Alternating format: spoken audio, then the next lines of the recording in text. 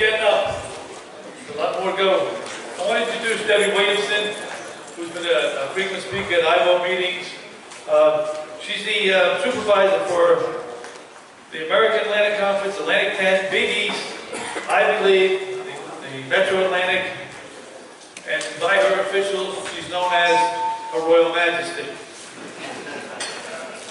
I want you to answer this question when Debbie finished her presentation. All the questions is, would you work for her as a supervisor? And we will poll you at the end. But she was a student athlete at Louisiana Tech in the early 1980s in both basketball and softball. She helped the Lady Texas with four women's Final Four appearances and was co-captain in 1984. How can anybody that small play basketball? But I heard she was a heck of a shot. But she did tell me once that she got in for a minute. She was the national coordinator for rules for the NCAA women and did a heck of a job of rearranging the rules and writing the rules for the women's game. Probably the most astute person when it comes to NCAA division women. Debbie, you're up.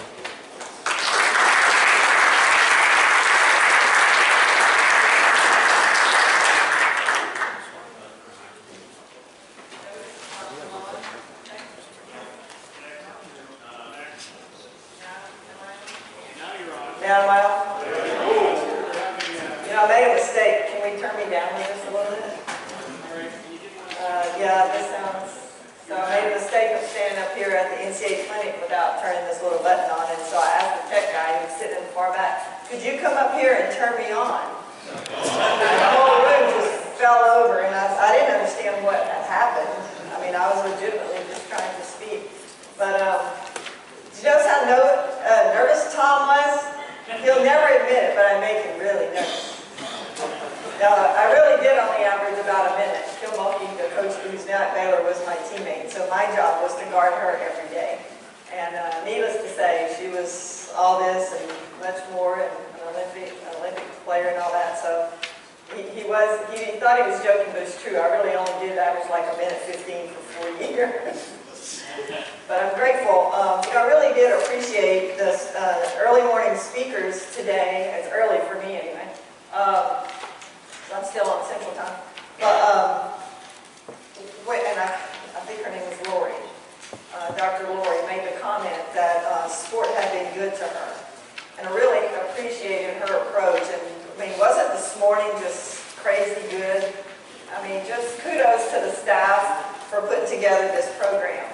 But sport's been very good to me, and I really appreciate the opportunity to come here and speak with you about professionalism. It's much easier for me to talk about block charge and to talk about screening principles and actual basketball stuff, but I'm happy to talk about some other things that I have learned kind of through the hard way. So I am going to, are we still working on? Yeah, you're off the court and how to become an elite official at the college and university level. You know, just to be very transparent with you guys, and it's an effort for me to say you guys, I'm going to say y'all. To be very transparent with y'all, you know, I refereed for 7 whole years. And there are people in this room that could stand up here, Miss Lane, I think, could stand up here and talk to us probably all day long about things that we could use, and there's so much experience in this room. You know, when people ask me to come and share with them, I go, why me? I mean, I'm just me. And there are so many other people that have some really amazing experiences. But I feel like that God's put me in a position to have played on a team that was very successful. I was able to coach for 9 seasons, 5 at the NCAA Division I level as an assistant coach. Got out, had babies. My husband decided to be an athletic director, so I knew he'd never hire me. So I went back to school and got my doctorate so I could teach wherever he worked. That really didn't work out either. So I homeschooled my kids for 8 years, and while I was doing that, I needed a basketball fix, and someone taught me into refereeing, and I was hooked, just like you. And I can remember telling my kids during the day, it was like, let's get through school so I can scoot off and go referee games. And I can remember telling them, listen, I get paid to penalize people tonight. I don't mind penalizing you for free today.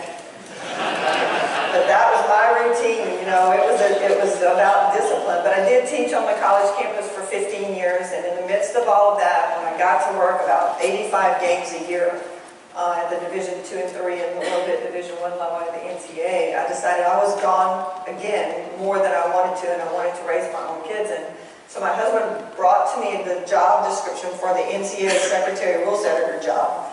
I interviewed, got it, wrote the rule book for 8 years. In the middle of all that, they made me the national coordinator. And again, I think, you know, opportunities kind of come as you go and as you're committed to working hard. And I was. And I was also committed to doing right by the game. And I think that's where our first loyalty should be. So I'm going to speak from that platform, basically, of experience. After 8 years with the NCAA, I had the opportunity, was offered the job as the coordinator of officials for the American and the Big East, and then picked up the A-10 last year, and then picked up the MAC and the Ivy this year. So it's crazy. I don't mean to be disrespectful by sitting back there working on assignments, but you know, I'm running on about 4 hours of sleep for 4 days in a row, trying to get those done, and I wanted to hear. So I appreciate the program, and I appreciate the opportunity. So with that said, let's talk about officially professional. What is that? And what does that look like? And again, these are my opinions. We're going to talk today about who you are, why you are here. Basically, I mean here, I mean in this room necessarily, as I mean in this business. What you're doing, where you're going, when are you going to get where? And we're going to talk a little bit about actually what you do once you get there, and then doing your job well. And again, from the perspective of someone who is over 250 officials, not necessarily from the perspective of a professional referee, but someone who has to answer for referees or on the behalf, like many of you, of referees. And then actually doing that job well. I live here. It is a long way from where I'm standing right now, I can tell you. And so I kind of alluded to this earlier, but when I communicate with you today, I'm talking from this place. If I just talk to one of you, I'm talking to you. If I talk to 4 or 5 or less, it's y'all. 5 or more, it's all y'all. So let's get that straight right now. Right? I am a daughter, a wife, a mother. I was a referee. I was a coach for girls and boys basketball. Referees thought I didn't know anything and I was writing the rules, but I didn't tell them that. Coordinator of officials. So I flipped through that to say that you are in the same spot. You serve many different roles in your life. And I don't think that we can step onto the floor and be someone that we're not when we're off the floor. And vice versa. We have a job to do. But as far as who we are as people, it should not change just because we put stripes on. And I tell groups all the time, you know, I know people, and you do too, that the only time they ever feel like they have authority is when they put stripes on and they treat it that way. That's not our role. And for the people who work for you, that's not their role either. We take who we are as a professional off the court and we move that onto the court. So, do you know who you are? And again, the messaging out to your officials as well. You know, there's an ideal self of who I really want to be. There is a perceived, or who I really wish I were. There's a perceived self of how I think other people see me, and then there's the reality of all of that. And I think it's very important. You know, Tom made a comment earlier. He said, "Can you actually self-evaluate?" And he said, "No." And that's a tough thing. So I think in the process of all of this, we have to have people in our lives that can tell us the truth and that we can listen to it. And they have the freedom. You know, one of the things I love about the show Blue Bloods, and I don't hardly watch any TV, but it's that Tom Selleck actually has people close to him that can tell him he's wrong. And he listens. He may not like it. He may have something to say about it. But in the end, he's got people that he believes and that can be brutally honest. Or others telling you who you are. I have people blowing smoke up my tail all the time because our gate fees are almost $3,000 a night. I have a lot of friends right now. And another. Lopes keeps telling me he's open. I'm like, yeah, you're open, all right. You might have to know the rules of referee this game. But I mean, we all know those aren't real friends. You're in the same situation. When I stepped down as the national coordinator and I was no longer going to assign the 112 people that got into the NCAA tournament or that were on the floor at the Final Four, there were some people that just didn't speak when I walked by anymore. I'm talking about officials.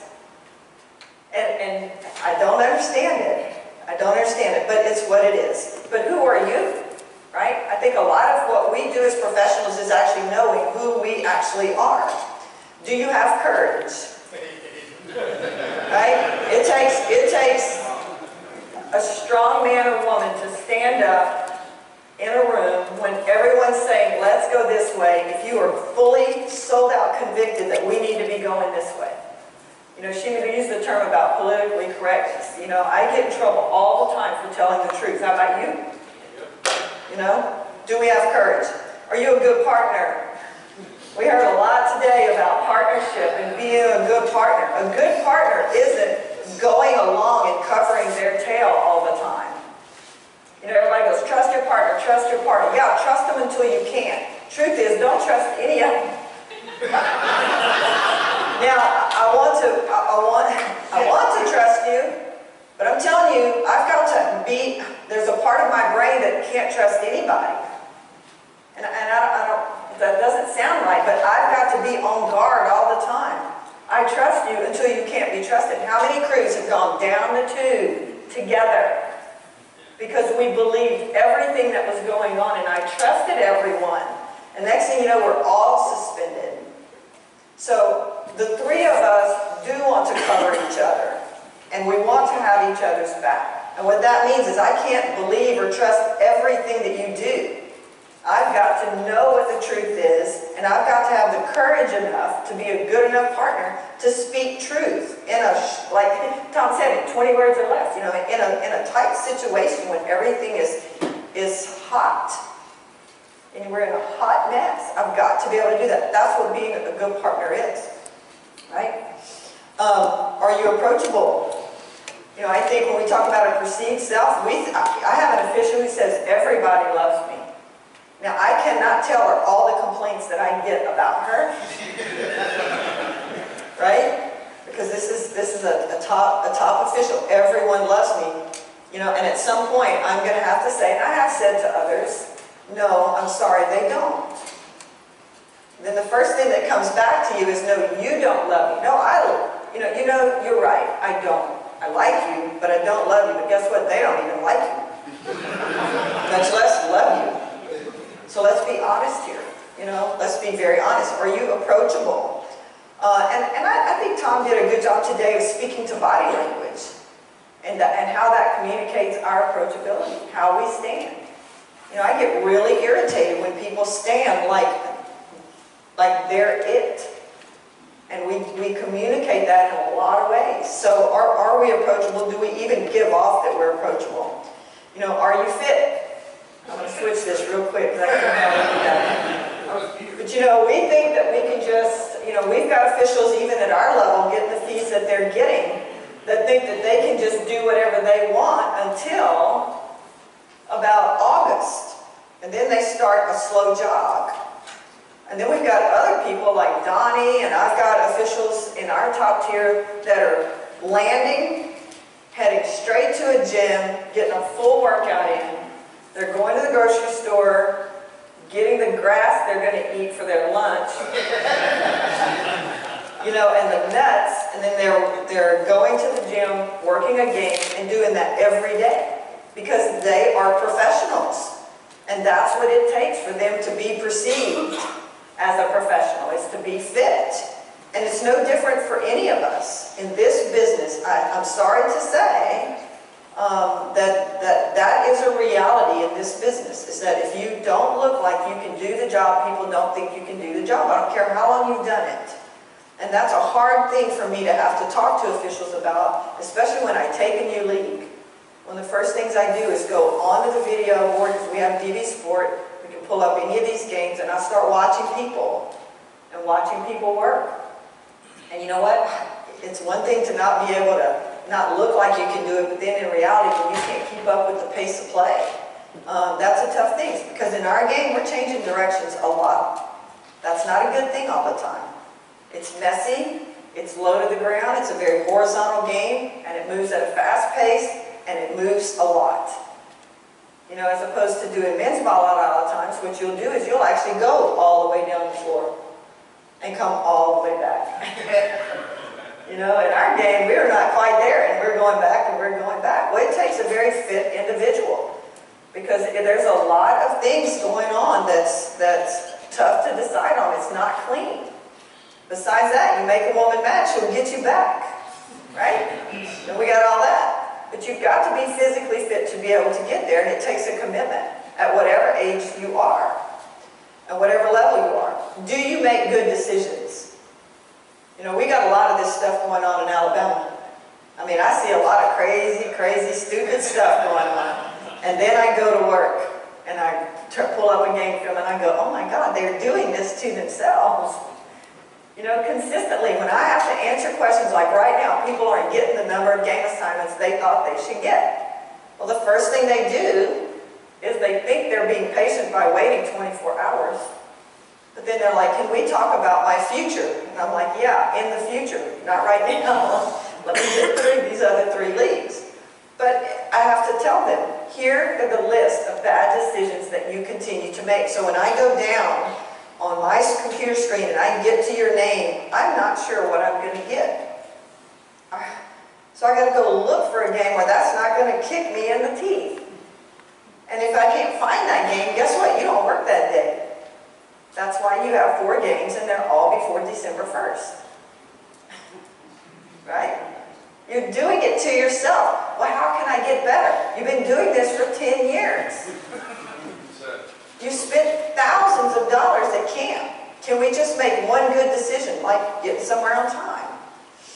And other things off the court, because it all bleeds on. So can you make, or do you make good decisions, as we talk about? Are you a happy person?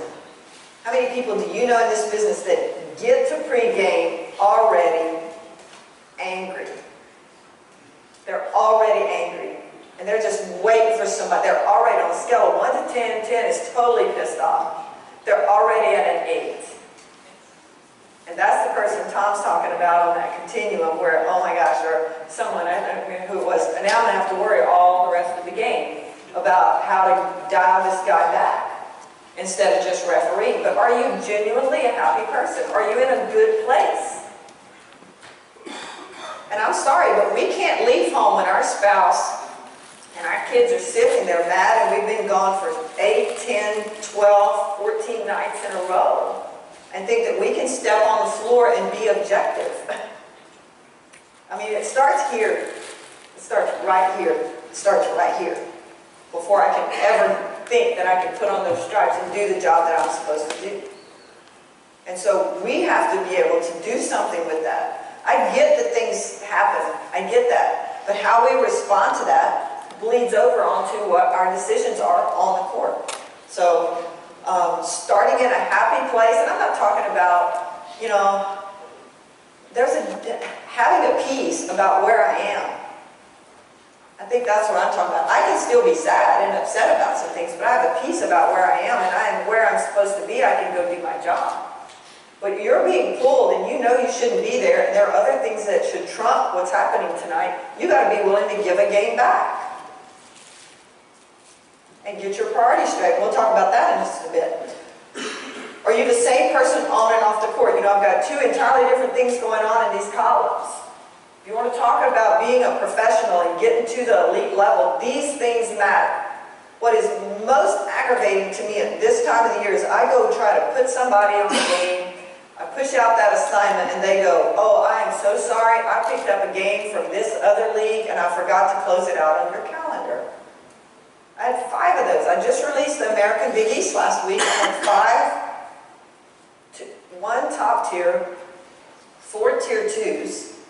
Okay, like I said, these people are getting over $2,000 a night, and you can't go in there and close a date out. Well, okay, so you work for 9 leagues. That's fine. You got to be able to manage those things. So being organized and keeping your business in order, and if you can't do it, pay somebody who can, right? And be able to pull these things off. You cannot be a slob off the floor and pull it together when you put that shirt on.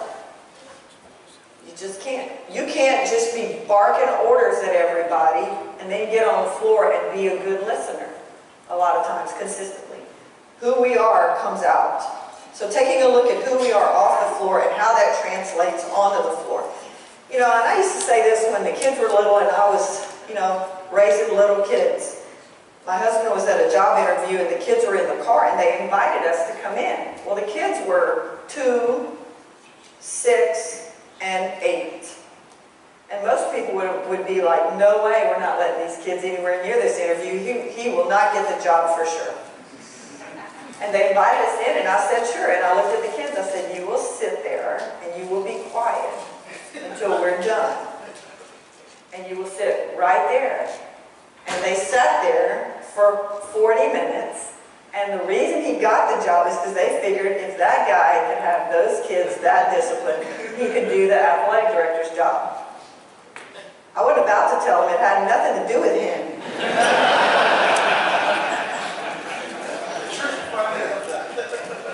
Who do you say that you are? Who do you say that you are? We talked about what other people are saying you are, right? I get elaborate introductions all the time when the truth of it is, and y'all know this. You live long enough, you work hard enough, you will have a big resume, right? It just kind of works out that way. And so people can talk to you about who you are and how great you are and all that, but in the end, who do you say that you are? I say all the time, I'm just me. I love the game, I'm passionate about the game, I'm committed to sharing what I've learned because it hasn't been an easy road. And I want to walk with integrity. That's who I say that I am, anyway. Why are you doing this? You know, I talk to officials all the time, why are you doing this? A lot of them at this level at least want to make money, and the money helps, right? But a lot of people say, well, I just want to learn, I just want to move up, I want to advance, I want to be a coordinator. I've got aspirations outside of this game. Because the truth is, you know, NASL did a study, and I forget now the total numbers in the data set that they have. But one of the things they said was there was a large percentage of officials that had advanced degrees. I mean, we could be doing other things. You know, one of the things we talk about is why aren't there more young female officials? Or better yet, why aren't there more young female coaches? Because I work with the Women's Basketball Coaches Association. We have these conversations. And Coach Orima said it right. He goes, you know what? We graduate really bright kids. They have jobs making a heck of a lot more money than they would coaching. And I would say the same thing about officiating. But they're not in a gym, and they're not flying all over the place waiting for a 17-year-old to decide if they like their school colors or not, right? I mean, they're out with real jobs making real money, and because they're very bright. But I would say this, what we have understood is we get to be on the floor again. We get to be with the game we like. So we figure out a way to balance it with our real careers, right?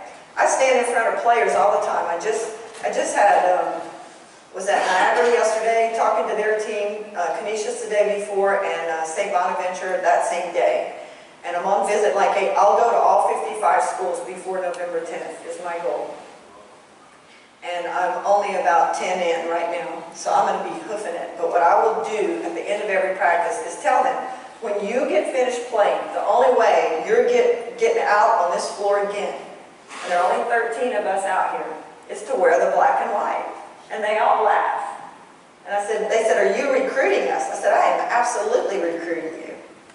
I run 2 camps every summer called player to ref camps. I give them a whistle, a shirt, and I feed them. I charge them $20 just to make them show up. And I put them on a floor with 2 other experienced officials, and man, they're just hooked, just like us. And they're refereeing real games. So why are we doing this? You know, we have to look inside ourselves and say, is it about me or is it about giving back, right? We are keepers of the game. The name of my company is Gamekeepers. That is the company name I use, that I chose for the officiating work that I do. And it's not just officiating, it is about basketball. I do basketball in a lot of different ways. We are keepers of the game. If you want to talk about how to become an elite official, get plays right, daggone. Get plays right. Know what's illegal, and then be bold enough to blow what's illegal. And you're going to lose friends, and people are going to say that. I had a coach tell me my first year in the Big East, he goes, I hate the little effer, but I want him on my games. Because he doesn't care who anybody is. Well, that's a high compliment. It's a high compliment. No illegal, then be willing to blow it. Then blow what is illegal. Being professional. There's a fine line between managing a game and manipulating a game. I hear people all the time go, oh, that's a game management call. It's preventive officiating. No, that, my friend, was manipulation. That was not management.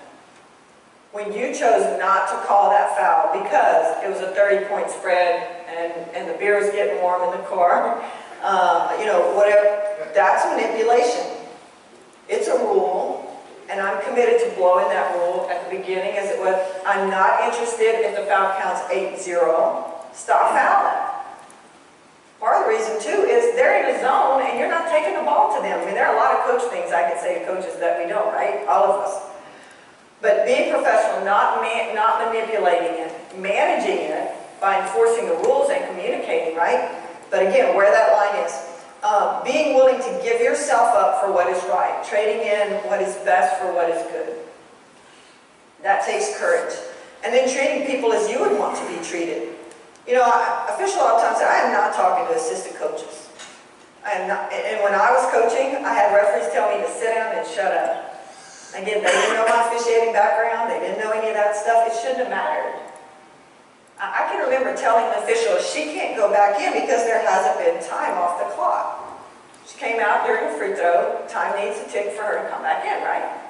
So she comes back in, I'm like, she can't come back in. Time hasn't expired.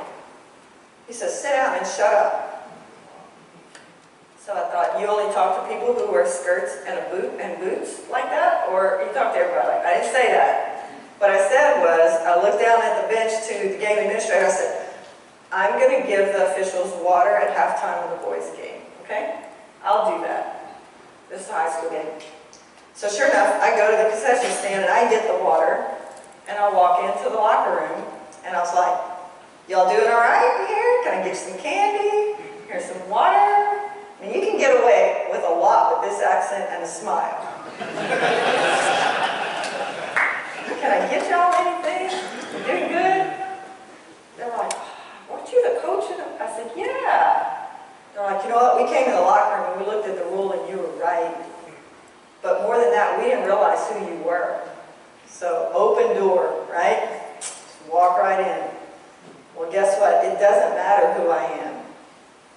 What matters is what happened in that game. So in a couple seconds left, she launches it, gets fouled, she ends up on the free throw. She's their best player. That's what it's about. It's about the game and it's about the rules. But thanks so much. I appreciate you saying that. Look forward to seeing you come back again. Can I get you anything else? Friends for life. But treating people like you would want to be treated. Live in such a way that if somebody said something bad about you, no one would believe it. Could that be true for you today? You want to talk about being a professional and acting professional? What I want people to say about me is, there's no way she would have done that. There's no way she would have done that. And the second thing I want them to say is, I'm going to go see if she did it. And I'm asking her. I'm not asking her closest circle. I'm going straight to her to see if she did it. Because I want to be held accountable. I do. I don't care who's keeping me accountable. I want somebody to say, did you really do that? Like, you know what? I did. I am so sorry. Or, heck no, where'd you get that? I want somebody coming straight to me. I'd rather take it between the eyes. When we talk about what are you doing and how does officiating fit into your life, there's a couple of quotes here. Looking at priorities, I tell people all the time, you know, when I walked away from coaching, I had no idea that I would ever have a career in basketball again. When I had that baby in November, we put her in the second seat of the bus, and she had been in 5 states by the time she was 3 weeks old. She happened to be born in the middle of basketball season, but I thought if I can get through this season, I'm going to be her mom, and that's going to be my career. And it's, Lord, all I'm asking you is one day you give me basketball back. But I'm all in. Whatever I do, I'm all in. I was all in to being their mother, and that's what I felt like I was called to be. And I cried every year the season would start. I cried every year the playoffs started. And I missed it. And thankfully, he provided officiating to allow me back in. But I tell people all the time, basketball will always be here. I mean, these kids are gone now. I can do whatever I want. I mean, I am in a hotel at least 300 nights in the year. Last year, I left September something, and I got back home November something. When I left 3 stacks of clothes, and my husband met me 3 times, and he brought me this stack, and I sent him home with the dirty stuff. It's called mid-air fueling. I can do that. Who would have ever thought? But because I felt like I ordered my priorities, then I have the freedom now to do we do what we want to do. We've been married 31 years. We figured out how to make it work. But it all started with priorities. The sacrifices that we have to make to do what we have to do. Is it costing us those families? If it gets to a point where my husband doesn't want me to be gone so much, I mean, he's good with it now. He works a lot too. He's an athletic director at a small college. Then guess what? I don't do it anymore. I'll figure out another way to do basketball, and I will. That's okay. We'll figure it out. Success is a peace of mind, which is a direct result of self-satisfaction and knowing you made the effort to do your best to become the best that you are capable of being. Whatever that looks like for you, if it's averaging a minute 15 at the end of the bench that wins 2 national championships, I'm good with that. Do I like it at the time? No. But I'm going to figure it out, and I'm not going to settle for less. And I think when we start compromising, we start losing. And I hate to lose. So, when we look at what is success, it's going to be different for all of us. But knowing what our purpose is and being able to live that out and push through with a passion, I think, is what sets people apart. What is your path? Is the end result going to be what you want it to be if you stay on the path you're on? I don't know what that is for you. And maybe some of you are looking at redefining yourself and where you're going. In the game, I got people on staff who need to come off the floor. They need to come off the floor. And they won't come off the floor. So now I'm going to have a conversation with them about an exit plan. At camp this summer, I had an insurance guy come in, I had a CPA come in, I had a sports psychologist come in, I had 2 referees talk about if they had to do it over again, how they would walk away and walk off. And I tell them, Terry Gregson, who's from this area, National Hockey League, that's his full-time job with the National Hockey League, is to talk to people about their exit plan. And they start 2 or 3 years out. And what does that look like? And what do you want to do your last year? And they'll say, I think I got 5 more years. And I have to say, no, I think you have more like 2. So you probably should want to start thinking in that direction. Now, I don't have full-time employees, got independent contractors, so I have to be careful. But would you rather me do that or just cut you? You know what I mean? Or would you rather start getting crap games? The numbers go down, the quality goes down, the writing's on the wall, and you're still not. And it's like I tell people all the time, it's happening to all of us. I mean, the body's not going to be able to do what year to year. So if the body's going down and the mental side is going down, your time is short. So as you look at your exit plan and this is happening, but even in your best effort, this better be going a little up or staying ahead of it. Because it's not even going to be 2 years if they're all going down at the same pace. And those are the kind of conversations we have. But if you stay on the path that you're in, what will be the end result? Really? You know it. Whatever that is, you know it. Can you get where you are going from where you are right now?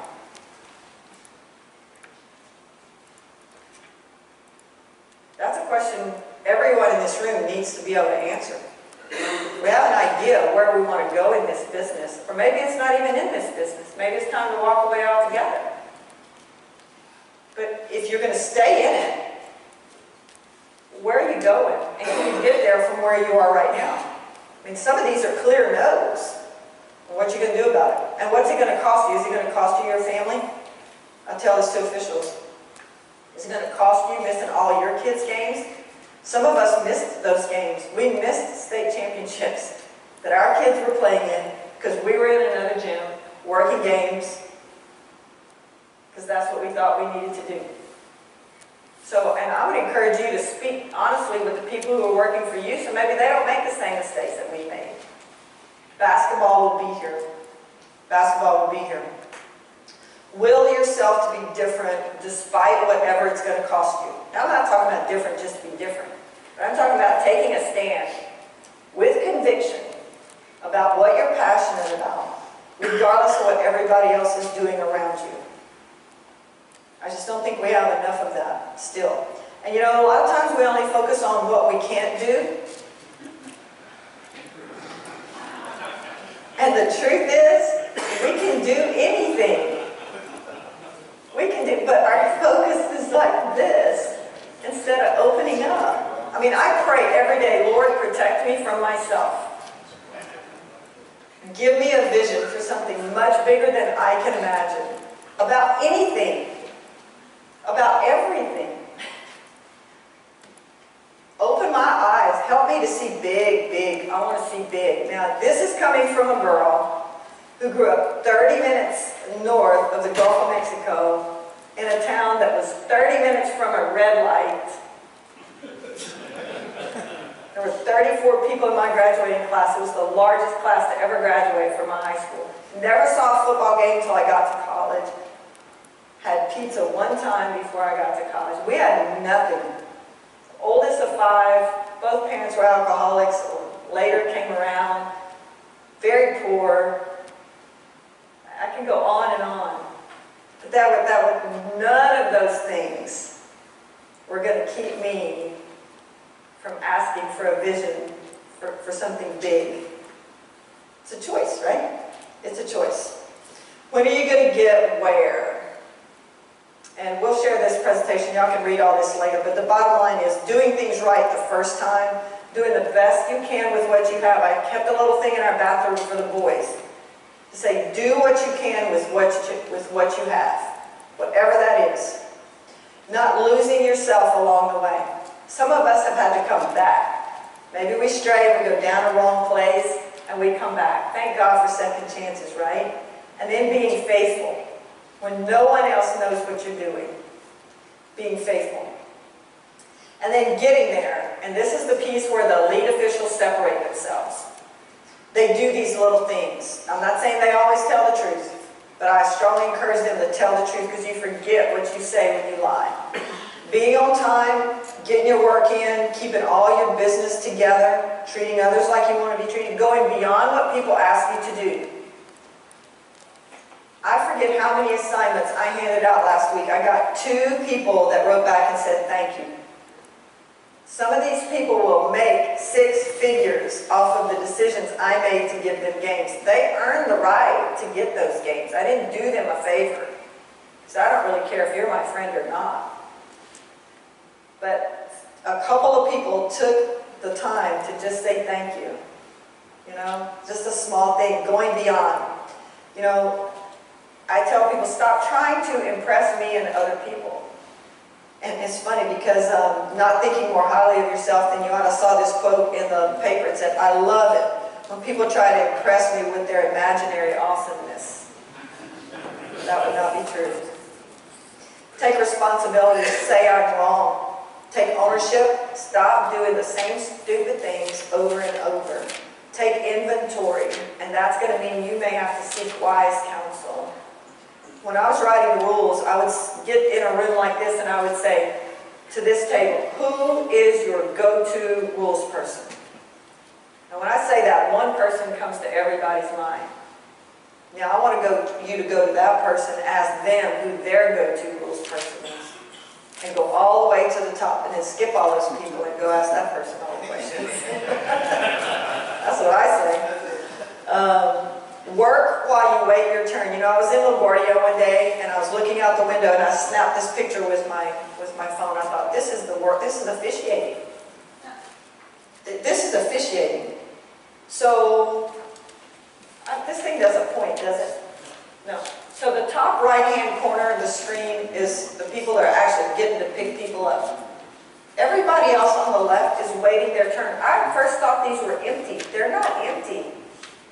There are people in these cabs waiting for their turn to get in that line on the right. Same thing when they say we're number 4 for takeoff.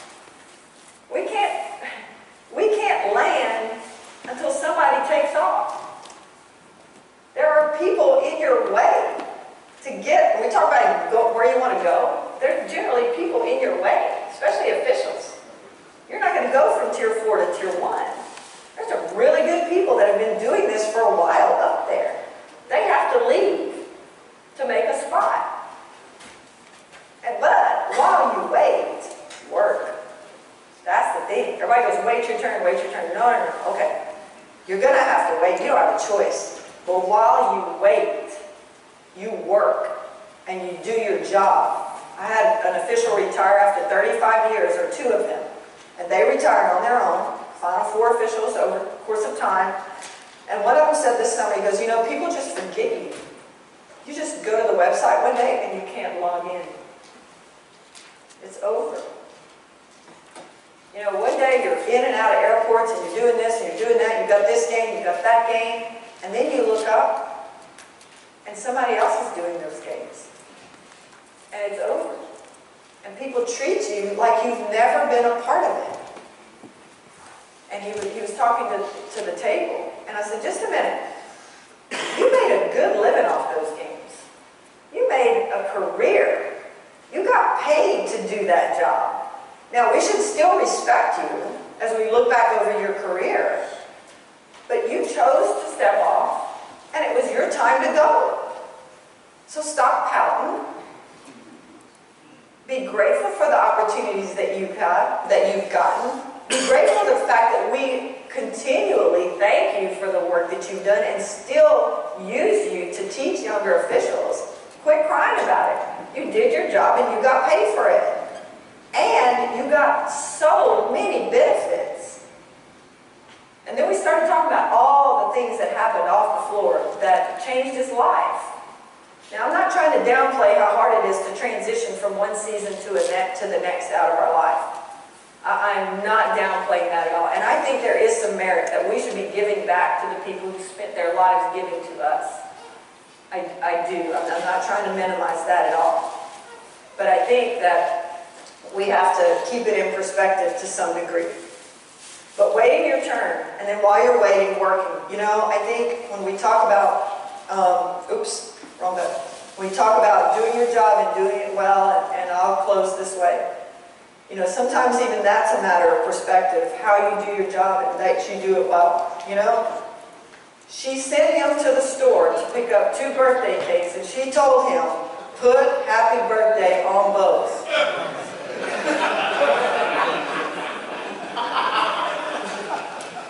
He did his job. And he thinks he probably did it well. Or she, I guess I should be careful here. Yeah, you had one job, baby. You had one job. Yeah, I did. I did exactly what you said. So, just teasing. I think, you know, part of being professional is doing your job and doing it well. And doing whatever your very best is. So, with that, I want to say thank you again for the opportunity to come and share. And thanks for the good work that's taking place in this room today. So, Jamie?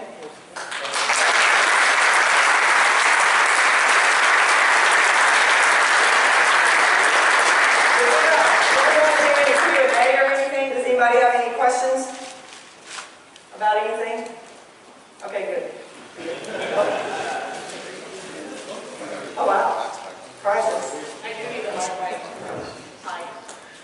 Debbie, on behalf of Olavo and all of us in the room, thank you for taking the time and the expertise. And I mean, I can't imagine being in a hotel room for 300 days a year and coming and speaking before us. And thank you for sharing your life, your experience, your playing career, your coaching career, your roughing career. You're truly amazing, and thanks for taking the time. You're welcome. Thanks.